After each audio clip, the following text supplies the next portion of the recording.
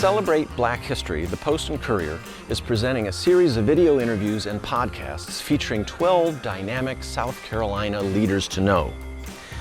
We talk to people from all over the state about their efforts to advance social justice, celebrate Black culture, address community needs, and create a better world.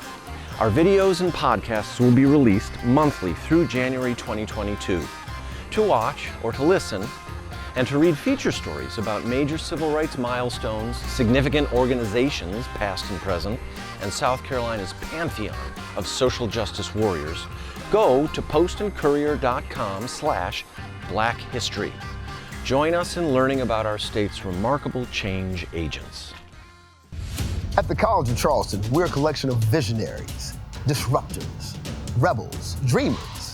Whether it's in the sciences, the arts, education, business, or technology, we study greatness to unlock our own greatness. Because at the College of Charleston, we prepare leaders, not followers. We believe that originality is the best way to stand out. And you'll find that our way of thinking, like the opportunity here, is boundless. Today, we welcome Marilyn Hemingway. Marilyn Hemingway, Yes. Hi. Welcome to the Post and Courier. Thank you. Don't we have a lovely library here? You do? Yeah, I know. Stacks of newspapers, books on the shelves. So is this a library or the morgue? Kind of both, actually. Yeah, behind the camera are these file cabinets where we keep all the clippings, the old clippings. Okay. And around the room are the bookshelves and things like that. So it's all kind of old, actually. Very Yeah. cool. Does it spark any journalistic, cause any little vibrations there? Because you went to school to study journalism, didn't I you? did. So I wouldn't necessarily say it causes any vibration or vibes, but certainly an appreciation of this history. Because ultimately that's what it is. Yeah. Mm-hmm. Yeah. We're making it and we are it. Yeah. Let's hope we don't just become history. And you are it. Yeah. We don't want to become history. No, we don't want to just become history, do we? Well, thank you so much for getting together with us. You are now in the, third year of the Gullah Geechee Chamber of Commerce. That is correct. Based in Georgetown. Yes. And I'm eager to hear all about it, but first I want to kind of start at the start and hear a little bit about your Georgetown roots. Okay. And then your experiences, because you were Air Force child. Air Force brat. My father was in the Air Force for 28 years, active duty, and retired back home to Georgetown. And our last station was Shaw Air Force Base in Sumter, which is also family also. So you got family in Sumter. Family in Georgetown. And my ancestral roots, if you will, cover the entire coast of South Carolina. My father's family, the Dunmores and Hemingways, are from Horry, Georgetown County, in that part of the state PD area. And my mother's roots cover the Low Country, Beaufort, Bamberg, Hampton, Charleston. And so my family, we cover all of the coast, and we go into the Midlands also. Sumter, because of Morris College. Oh, Yeah. Which you attended? No, my grandfather was chair of Right. the board of Morris College back in the day. Oh, okay. And my uncle was president of Morris College, and my aunt was academic dean. And there's some buildings named after family members, my grandfather, my uncle, my aunts. So All right. I ran around the campus of Morris College when we lived at Shaw Air Force Base. And your family, it sounds like your family's got a lot of sort of professional people, academics and educators. And I'm a third generation college grad. And if you know it, and I'm assuming you know being a journalist, there's about 16 to 18% of the United States population has a college degree.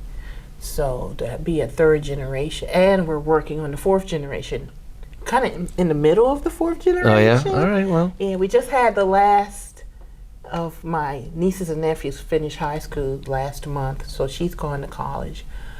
So they're going through college Good. now. Great.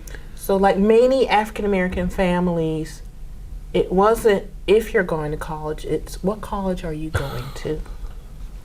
And what college do you think, do they have any sense where they might go? The fourth generation? Yeah, the high school. The high school, it's a private college in Raleigh, North Carolina. It used to be all girls, and I cannot remember the name. Oh, okay, well, that's good. Yeah. All right. Yeah, but you went to the University of South Carolina. Yes. I'm the youngest of 4. I have 3 older brothers. I am the only girl. So, yeah, and the baby, so. Oh boy. So did they Yes, I protect usually you get- or are you tease you spoiled? and torture you or both? Not so much tease and torture, they made me tough. Oh, okay. They protected me, and I was a tomboy, and now at the age that I am now, 56, most people don't believe I was a tomboy, but I ran with my brothers. I played street football. Yeah. I mean, street football, Yeah. tackle. Okay. And sometimes the tackle kind of knocked me out. But ran track, was fishing, crabbing. And we did that. My Yeah. mother was first a physical ed teacher, then she received her master's. Well, I shouldn't say she received it. She Earned it, her yeah. master's. And then she became a librarian. So I was between that, very outdoors, very athletic, but then also a reader. Okay. I had a librarian. Yeah, As a mother. Yeah. And then my dad was in the Air Force 28 years, and when he retired, started a whole new career, became a business manager at Horry Georgetown Technical College. Then he became a superintendent with the school district. He was like the district supervisor of all the custodians, that kind of part of the school district, the supply, warehouse, all of that. Yeah. I was helping to run the district, That's right, basically. that's right. Keeping it going. Yeah, and then an entire family is known, not only my immediate family, but extended family, we're known for being community engaged. Mm-hmm. So what main lessons did you draw from your elders, your parents and your grandparents and your aunts and your uncles and all these folks who've been engaged in communities across the state? What were the main lessons do you think you drew from them? That we have been blessed, and those who have been blessed, you give back to the community. That's one, if not the main lesson, and that education, that's what you're going to do. And that you continue your education. I remember my mother telling me when I went to college. Well, let me back that up a little bit, because my dad, he was very proud to be an Air Force veteran, but he didn't want any of his kids to go into the military because of what he went through when he was in the military. What did he go through? Racism. He entered originally the Army Air Corps. The Air Force didn't even exist when he started. So he was one of the first people in the Air Force, and he went through a lot. The Korean War, twice the Vietnam, and he didn't want that for his kids. So I remember he flew airplanes? He was the supply for the airplanes. Okay. He did that Okay. side of. That's why later on you could see his professional track. But he spent a lot of time on airplanes. He just didn't want what he went through for his kids. And he actually started at Allen University, but left there to help his mother send his siblings, because he was the oldest, through college. And he just didn't, education was key. It was like, get educated. But That was the ticket. that was the ticket. And I remember when I was 18 and going through what schools I would attend, making that decision. And one day I was talking to my dad, and I just teasingly said, I'm going to go in the military. And he said, no, you're not. I mean, he point blank said, my kids, I didn't go through what I went through for my kids to go into the military. Even though he was very proud of it. We buried him. I lost him last year with his Air Force cap because he always wore it. He was very proud. And I ended up going to the University of South Carolina. As a matter of fact, all of us did, all of my siblings, my brothers and I. And unfortunately, the next generation, no one has gone to the University of South Carolina. Well, my mother always said, even when you get your degree from college, continue getting your education. Take workshops, seminars, community classes. Now they're webinars. Right. And Zoom meetings. Anything to continue being educated. And I've lived a good life. I really have been blessed, lucky, whatever you want to call it. But it has always been drilled into us to give back to the community. And you can see that not only in what I do, but my brothers, Little League coaches, they're doing something in the community, whether it's through church or community organizations giving back. That's great. And where are your brothers? Are they in South Carolina? One is in Columbia, South Carolina, one is in Arkansas, and one a suburb of Little Rock, and one is in Phoenix, Arizona. Phoenix, Arizona. That's different. I lived out there for 5.5 years myself. Really? Love Arizona. Love it. Way too hot. It's in arid. The summer. But it's a dry heat. It's a dry heat. It's not like this humid heat we have here. It's a dry heat, so it's good. It's fine. You turn an oven to 400 degrees and stick your head in that oven. That is Phoenix, Arizona. So we like to say dry heat. I love it. I would actually live there in the winter and live on the East Coast in the summer. Where it's and that's much what cooler. A lot of people do. So that's kind of a goal of mine also. But dry heat, you can literally feel your moisture being evaporating. drawn out. Yeah. Yes. Right. And you run from your car to your office building in the mornings and evenings to get out of the heat. And I remember driving home one night, and it was 100 degrees at 1 o'clock in the morning. That's just. It's just hot. There aren't supposed to be like people living in a place like that. That it's even habitable is kind of remarkable. Well, it is, and it's gotten hotter because when I lived there, and that's 20 years ago, it was 9 degrees hotter than average because of all the concrete that they had been building. and concrete holds heat. Yeah. So that's raising the temperature. So I can imagine, it was 130 degrees in Death Valley, California last week. Phoenix is in a desert. Yeah. So they were probably right behind that. Yeah. Yeah. Wow.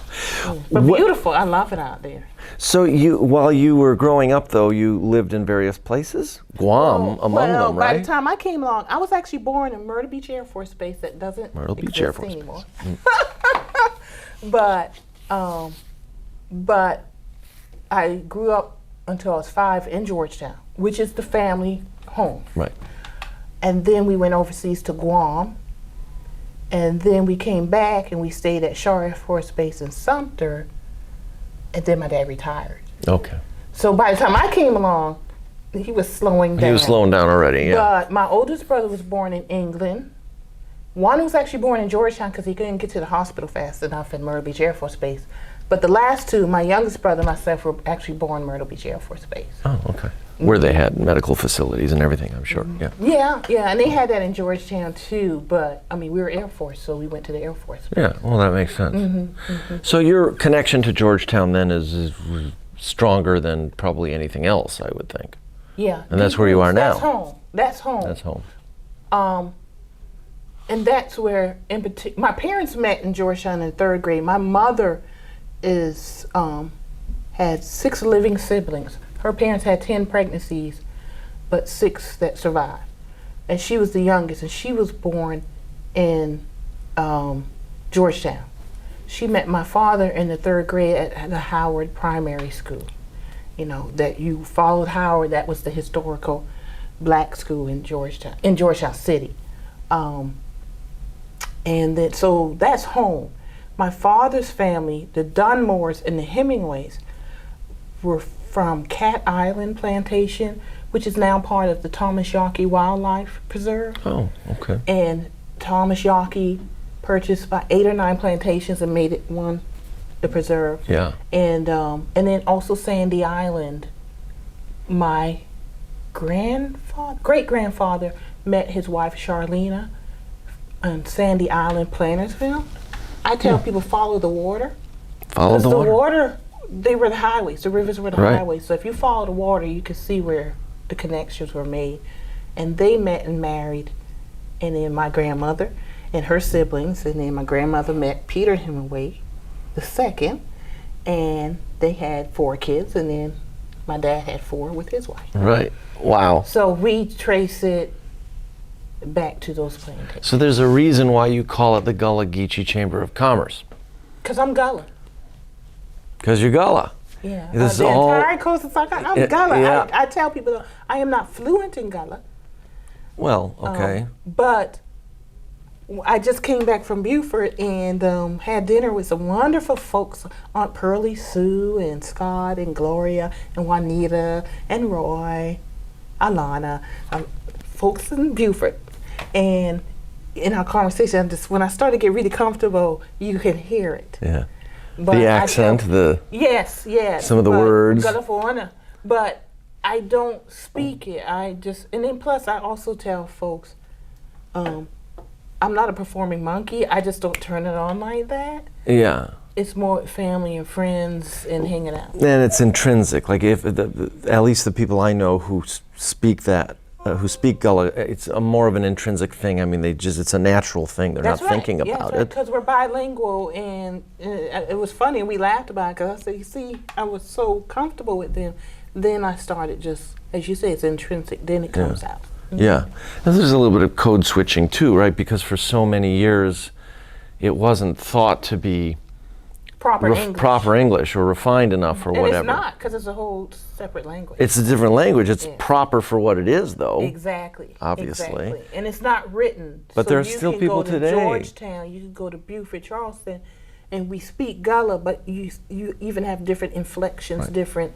But I can go to Beaufort and understand because there are commonalities within the language. Yeah. And English is the same way. Yeah. It's interesting because, I mean, Gullah used to be considered a dialect, but it's not really a dialect, it's a language. And like all languages, it has its various dialects, its various accents and differences based on location and region and habit and whatever.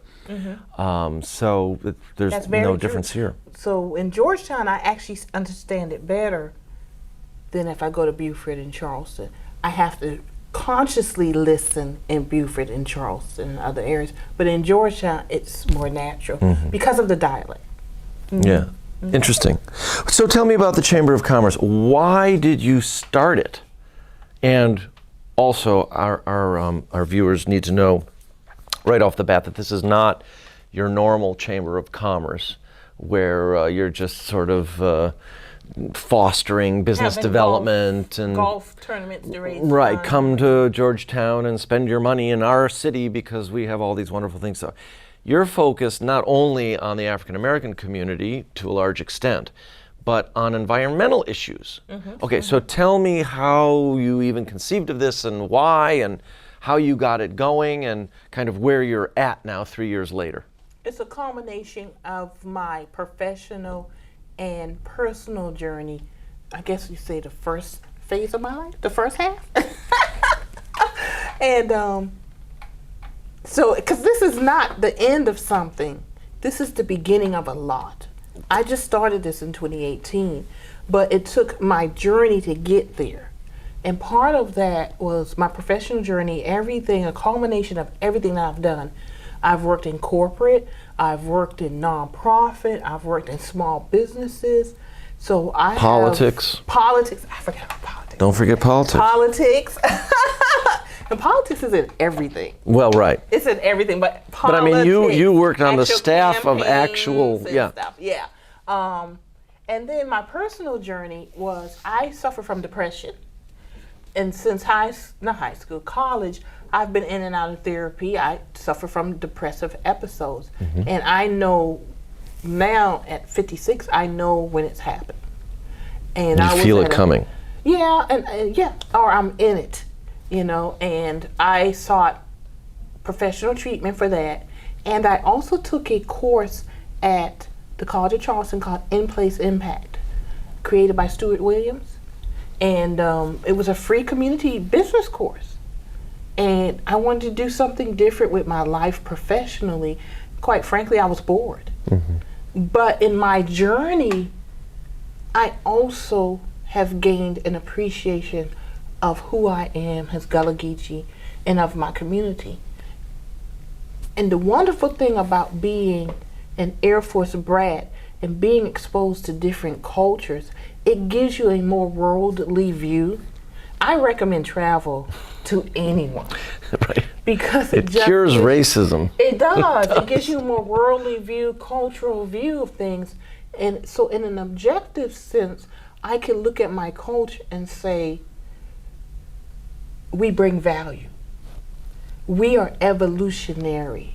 We are global. It's not just South Carolina, Georgia, Florida, North Carolina. The transatlantic slave route sent us to the Caribbean islands, to South America. Actually, more enslaved West Africans went to South America. Mm-hmm. So we're all cousins. But we also marginalized and historically excluded and under-resourced communities. Right. What can I do to be part of the solution rather than part of the problem? And I had to take a look at myself on a personal level and a professional level and make some decisions.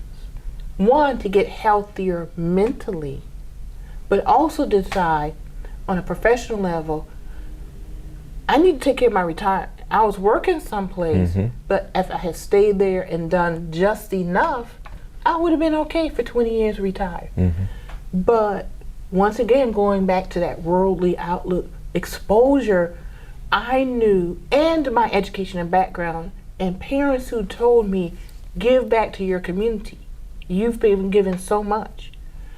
To give back is what I had to answer that question. What can I do for myself and also for my community? So I took the In-Place Impact class at the College of Charleston, and I actually went in with more of a cooperative idea. But that class, obviously, I evolved. And I said, the Gullah Geechee Chamber of Commerce. But I knew from What, the it just beginning, came to you? Yeah, after taking the during the class. During the class? I think everything just, the timing was right. And the timing was right for the community, but the timing was right also for me. For you, to launch this new enterprise. About something you're passionate about. That's right. And it just kind of took everything, my experience, skills, my mental and emotional growth and maturity, that everything came together. And I decided to leave my job. I gave them like 3 months notice because I was working on a big project. That's generous. And I told them after the project, we'll be leaving. And the project happened. And then, I can't remember, this is back in 2018, but I think maybe about a week after the project, I handed in my 2 weeks notice. And they were like, well, we thought maybe you were going to be leaving like in June, because this was like March. Right. And I said, no, I told you I was going to be leaving. After the project. After the project. Now here it is. And if I had not done that, I probably would have still been there. It was a total leap of faith. Not totally. I kind of knew. But it was kind of crazy.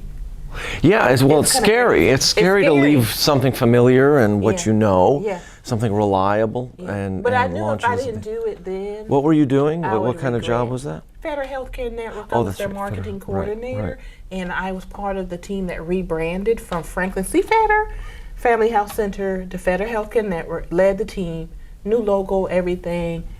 And the big project is they were celebrating 50 years, so I organized the 50th anniversary luncheon. Yeah. And great organization. I mean, imagine your experience there was very good. Wonderful. Oh, and it still informs me to this day. And we work with St. James Health and Wellness because I actually own the Hemingway Group, which is a communications firm. So that's the moneymaker. You're like a consultant, communications. I consult and stuff.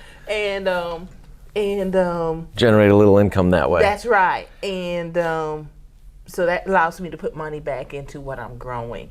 And so I help rebrand them also, and I work with St. James. I love community health centers. Yeah. They do a lot of good that people... Well, and they used to be so common throughout South Carolina. Under Fritz Hollings, you know, he had a bunch of rural centers set up throughout the state. And they're still here, but community health centers were set up to provide health care regardless of income. They were not given funding for marketing. Yeah. So they never really marketed themselves.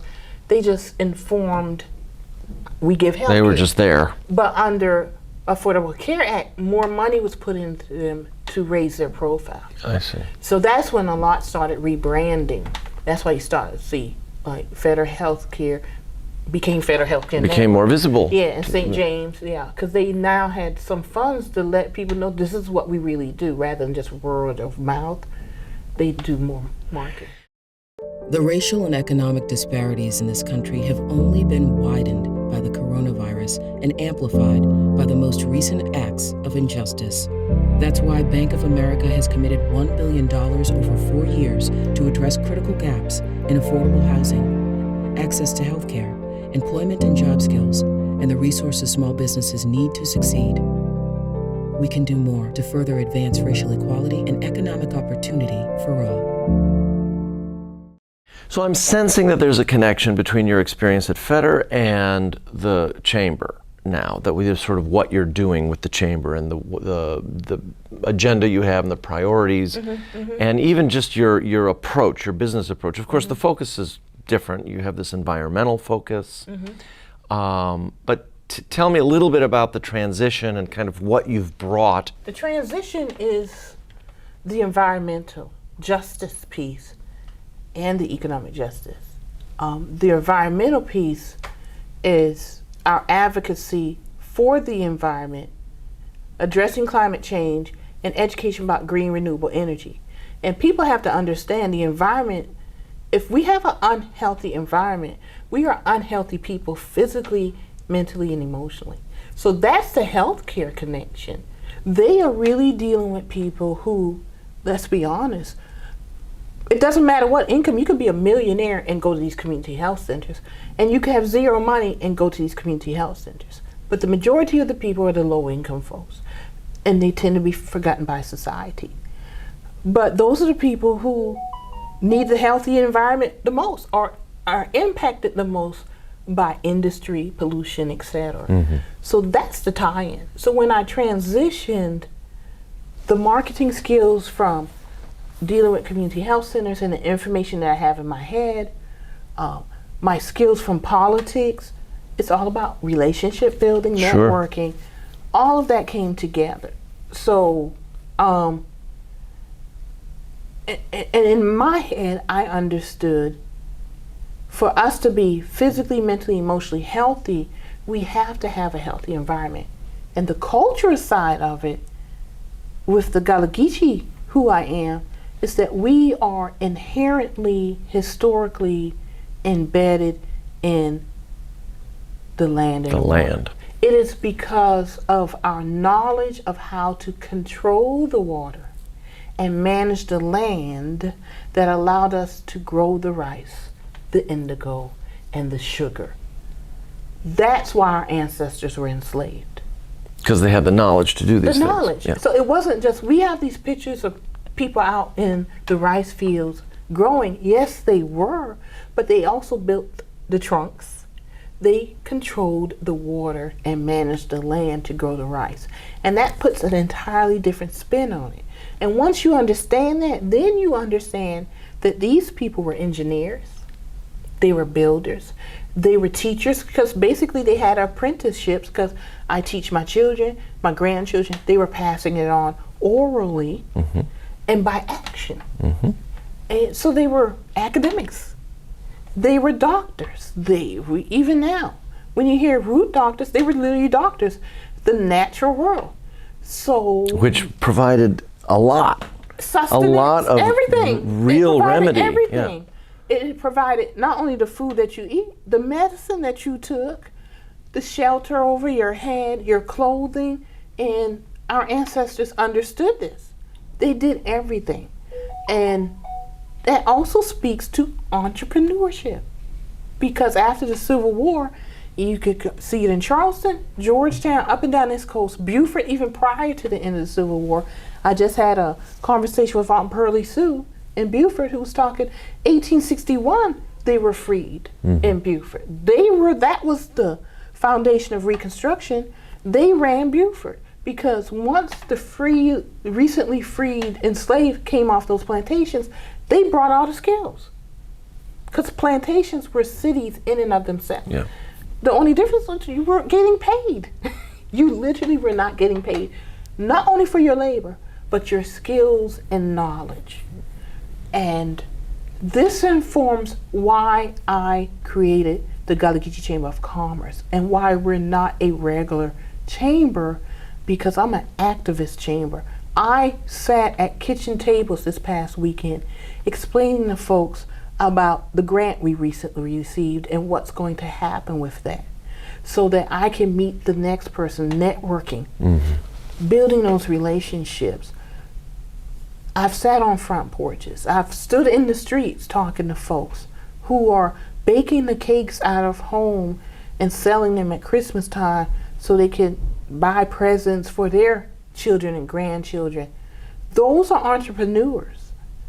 Yeah. But like me, they didn't know it. We didn't grow up entrepreneurs, but I certainly grew up around small business owners. And creative people. And creative people. So we've been doing the work. We simply don't have access to the funds. Right. And that impacts everything because we live in a capitalistic society. So that's your main mission, to help economic uplift, economic justice, and environmental justice. Because we are Gullah Geechee and we are inherently connected to the land and water. You cannot disconnect it. Those three things are intrinsic. You've got to have healthy environment to have a healthy ecosystem, healthy economy. And to foster a healthy economy. That's correct. Right. Yeah. That's correct. And and I started a chamber because it's easy to explain. Somebody somewhere has heard the word chamber. Right. They may not have been totally connected to it or been a member. I actually was membership director for the Georgetown County Chamber back in the early 2000s. Okay, so you have direct chamber experience that should also bring. Okay, so you can speak that language in a way with the right people. And also membership director of the North Columbia Business Association. So I can speak that language. And it's interesting that you said that too. But go ahead. Why? Why is that interesting? Because my mission, the Chamber's mission, is to raise global awareness, profitability, and sustainability of African American businesses and other entities that impact the Gullah community.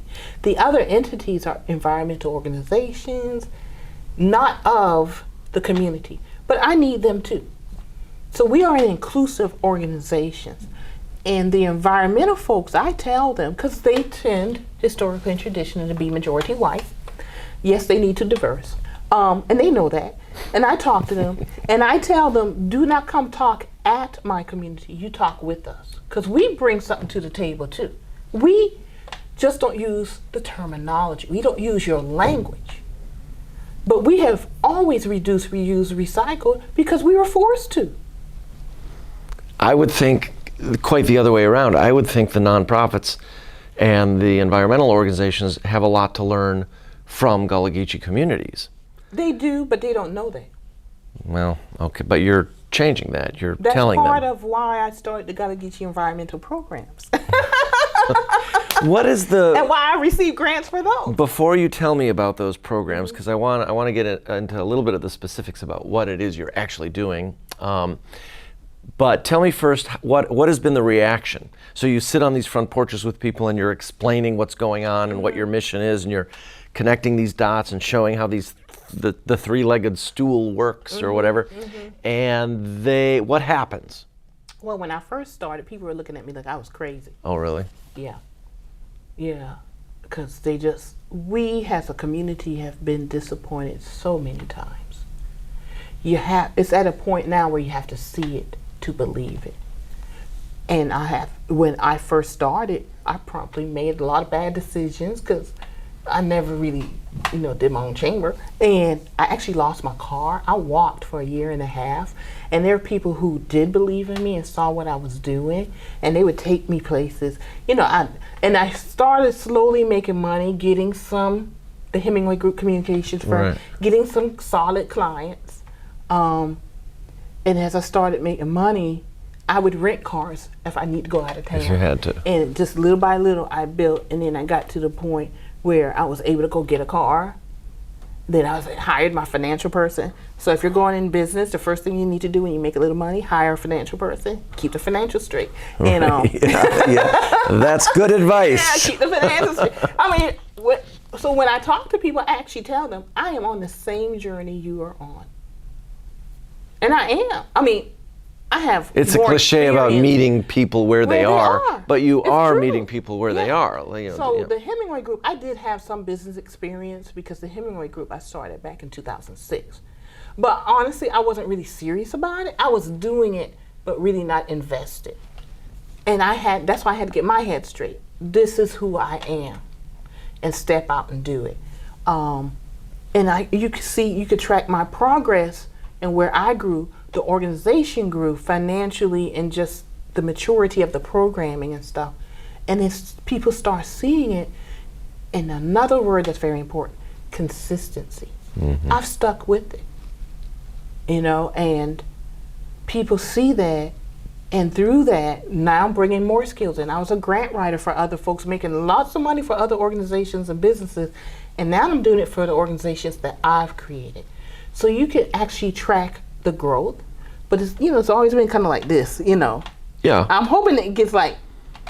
Well, I mean. But that's life cycles. Yeah. It's ups and downs. nonprofits, you know. Yeah, and you have to be consistent. So I started the Chamber of Commerce in 2018. In 2020, I started the Gullah Geechee Chamber Foundation because that's another stream of revenue. I could really go get grants. Right. The chamber's limited in what you can do with grants and stuff. So I started a 501c3, but now I also had the track record because of the chamber, and people could see what she's been doing stuff. So I started getting grants. And then I started the Gullah Geechee Leadership Institute, which is the 501c4, because I also realized I have to deal with policies and issues to do the economic justice and environmental justice. Like just this past weekend, I met with some crabbers, oyster harvesters, and they were talking about the DNR leased oyster beds to one person. And because the way it's set up, they're left out. But traditionally for generations, they've been harvesting oysters. So now I'm going to do the research about that. Uh-huh. They Talk told to me the what they department. actually want.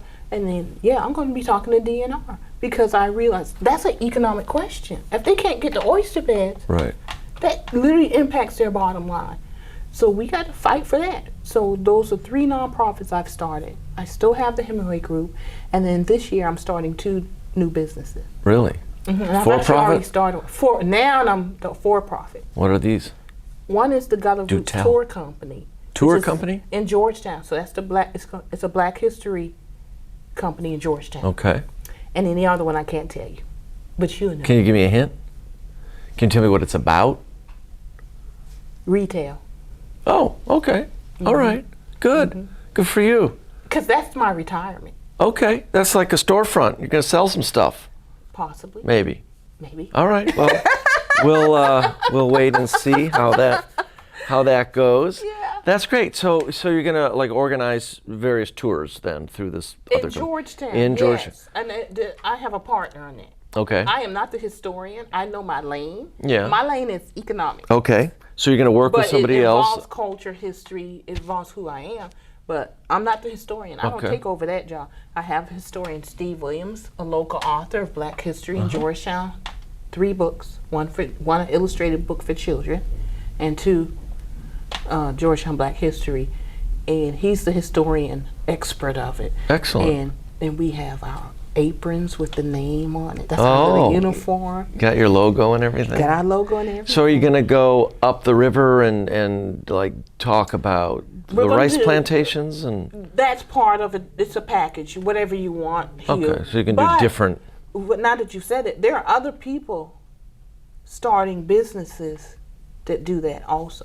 There's so much opportunity now because of Gullah Geechee. The work that's being done, not just by my organizations, by others that the Gullah Geechee profile is being raised. Yeah. There is opportunity. And I want to be a part of that. I want to be part of that solution. I don't know. We in Charleston, we're very Charleston focused and centric, and I love Charleston, we talk about the Cooper River and the Ashley River and the Wando River and the plantations, and maybe we'll occasionally think about the Beaufort area and stuff. But I wondered how often the Charleston centric folks think about Georgetown, because really, Georgetown kind of was the epicenter of rice production, not Charleston. The epicenter. It wasn't Charleston. It was Georgetown.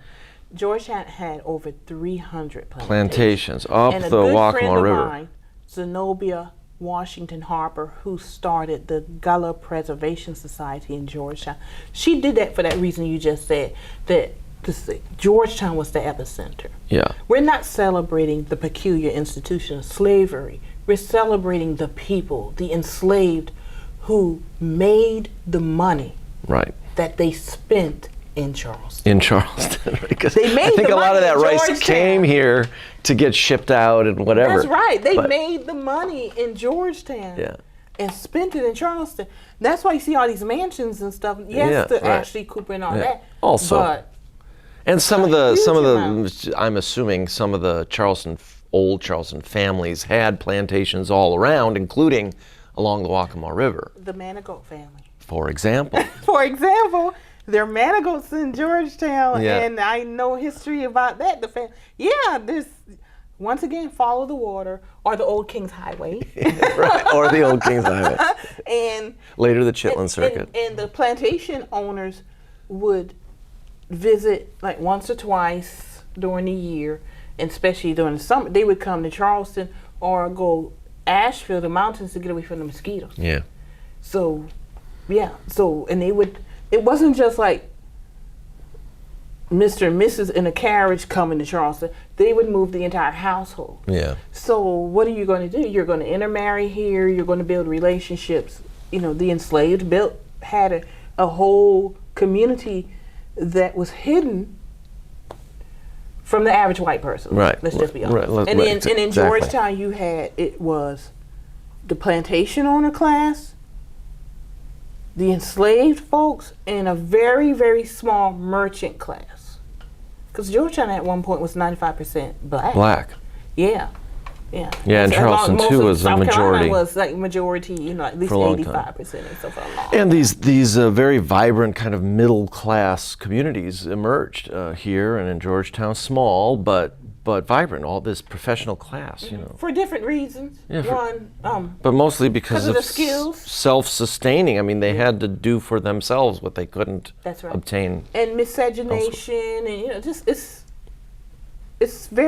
fascinating history. It really is fascinating. It really is, history. Yeah, and it's not all doom and gloom, and I mean, I don't mean to dismiss the pain and the horror of it all, because there was plenty of that. But there was also, it wasn't always doom and gloom, but it speaks to the resilience and strength of our people, of my ancestors. Right. And I had the conversation. And the talents and the knowledge and the know-how and the engineering and the creative spirit. Under the worst of the circumstances. Persistence. Yeah. And I think, but over time, there's been this disconnect because we've bought into mythology and miseducation, not realizing it, that's created a disconnect. And I think now I see younger folks are seeking, who are we? And here we are. The Gullah Geechee, my conversation with Aunt Pearlie Sue yesterday, we were like, come back home to South Carolina. This is the closest, the Gullah Geechee community is the closest you're going to get to Africa. Most of us, let's be quite honest, are not going to be able to afford to go to Africa. But the or want to, because it really is a different culture. Yeah. And the thing is, getting back closer to that, we all come from Africa. Right. Yeah. Right. So white the folks, bottom line, you need to get hip to what's going on too, because ultimately, what I believe is the indigenous. When it comes to the climate change environment, the indigenous people are going to save us, all of us, and the indigenous people of this area are the Gullah Geechee. If we let them. Yes. Because they know, they've already figured it out. Yeah, they already know all the it. solutions. If you they've go known to it for Australia, the Aboriginals, Amazon, all of the indigenous tribes that we really need to leave alone, you know, the Gullah Geechee, because you could even say the tectonic plates. You can see where Africa fits into this area. Of course we knew what to do. We were just simply crossing water. You know, not by choice, but when we arrived here in 1526, or before that, actually, you recognized it. It was very recognizable. And so it was easy just to transfer what we already knew into creating. But let's be honest, we just weren't paid for what we knew in our efforts. Yeah. And that has haunted this country from day one. Well, and once you're so far behind, it's almost impossible to catch up without some sort of intervention, some sort of help. Investment. And or investment in reparation. communities. Yeah. And in a sense, that's also part of your mission, to provide people the tools to secure capital, to manage that capital well, to create new opportunities, and so on. Very much so. And that's why I'm starting Gullah Geechee University, our educational arm. Oh, I have a yet team. another thing? Yeah, but it's internal. Okay. It's a team of very smart folks, because I can't do everything, and I don't want to do everything, who are putting together classes and workshops for small, micro, and startup businesses within the community to come in. Because this grant that I received to establish the preservation of our maritime heritage and the Gullah Geechee Seafood Trail, these businesses have to be prepared. We're creating an infrastructure. I see. Because more and more people are interested in, where have I come from? Who are the Gullah Geechee? And it's not just me. This is a collaborative effort. But I do see the Gullah Geechee Chamber as being that umbrella organization that taps into the tourism market. Because that's the second largest industry in our nation is tourism, I believe. And I think the In first South in this Carolina, area. Yeah, in South Carolina, it's number one. And we have been left out of that pie. And why? Because we don't have ownership. Very few of us have ownership. We are the hotel workers, the restaurant workers, we're service, the jobs. And it's time for us to have some ownership of who we are and share a certain percentage, not all. Good for you. That sounds and charge good. people for it. That's right. That's what you got to do. Experts. I think it sounds fantastic and very, very promising. And it sounds also like you're getting good response, basically. So now, going back to your question that you did ask at the beginning, it was rough. It was like, who are you? You know, so you know you gotta tell people, you know, I'll do. What church you go to? Who you know? Who's your family? Right. I went to Beaufort, put flowers on my ancestors' graves every time I go down there to honor them. And now people, because of the work they've done, the timing is right. Things happen for a reason. Yeah. I really truly believe that. The energy and the pieces, it's like a big jigsaw puzzle, and the pieces are starting to come together. So now, I'm not saying it's easier, because there's still pockets of mistrust, distrust, etc. But in general, I hope I'm going in humbly to these communities. Well, so Marilyn Hemingway, thank you very much. This sounds all very promising and interesting and intriguing. And I can't wait to see like the next 3 years and how it sounds like you've got a lot of balls in the air, if that's the right. I do. No, they're not really in the air. They're kind of on the surface, rolling along now. Yeah. Yeah, They is what's are. going on. There's a lot, but I enjoy it. And I tell people, as long as I enjoy it, I'll keep going. You'll do it. And yeah, I have my nieces and nephews, and I want to leave a legacy in my community, but I also want to leave a legacy to my nieces and nephews. And it really is honoring my late parents, my ancestors, because even in the worst of circumstances, and I've been blessed, my family has been blessed.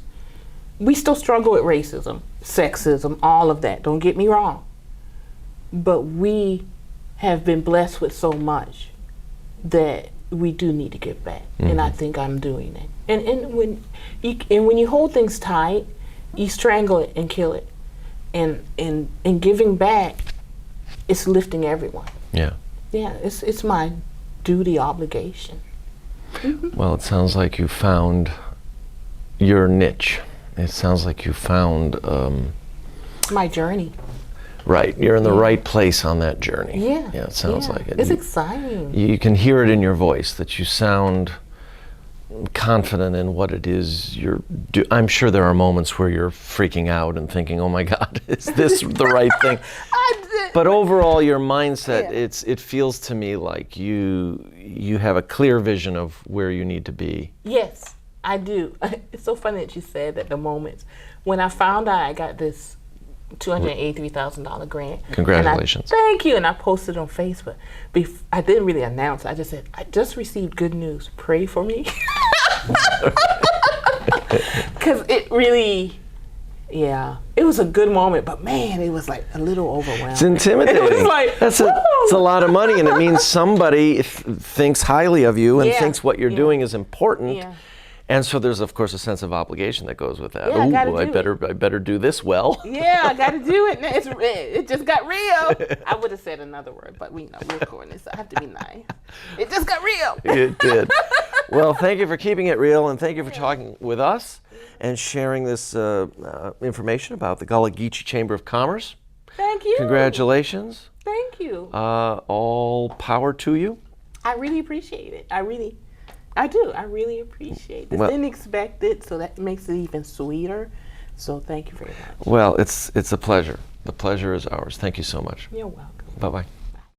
12 Black Leaders to Know is a special project of the Post and Courier. We couldn't have done it without our sponsors. Thank you. So a lot of what I do is very complex. I write about animals, conservation, things like that. And so I really try to talk to the experts and take what they say and make it more understandable for the everyday person. I work very closely with conservation groups, local universities. Now I'm actually talking with the National Weather Service on a regular basis just to make sure that the information that I'm reporting is actually facts and not just opinion-based. I see that a lot of people really respect the Post and Courier, and not just here in Charleston, but all over the state. I've seen a lot of comments and heard a lot of comments that what we're doing is better than any other outlet, and people look to us for facts, accurate news.